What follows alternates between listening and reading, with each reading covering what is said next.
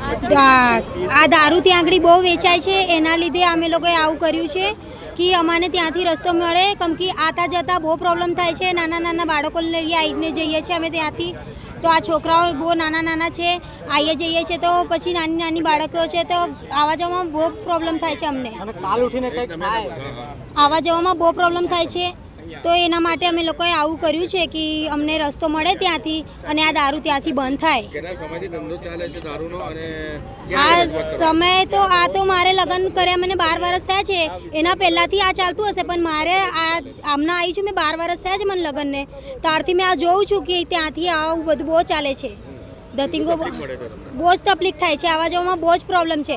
સાંજના ટાઈમ પર કોઈ રિક્ષા અંદર આવી શકતી નથી, એમ્બ્યુલન્સ આવવાની હોય તો પણ આવી શકતા નથી, કેમ કે આટલી બધી દારૂ ત્યાં આગળ મળે છે તો પબ્લિક એટલી ભીડ થઈ જાય છે, એટલી બધી ભીડ થઈ જાય છે કે કોઈને પણ આવવા જવામાં બહુ પ્રોબ્લેમ થાય છે અમને. તો હા, ત્યાં નામ તો મને નહીં ખબર, પણ ત્યાંની આખી બસ્તી છે તે દારૂ જ વેચે છે. હા,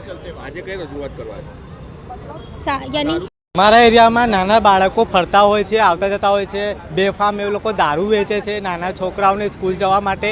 અને વેન આવે, વેનના આગળ પેલી બકરીઓ આવી જાય તો એ લોકો બેફામ મારવા માટે તૈયાર થઈ જાય છે, અને એ લોકો સરેઆમ દારૂ વેચે છે. એમ્બ્યુલન્સ આવવાની બી જગ્યા નથી મળતી, અમે રાતે બહાર નીકળી નથી શકતા.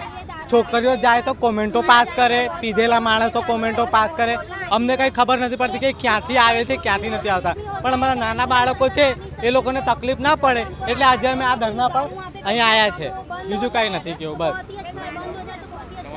મારું નામ સંદીપ શર્મા.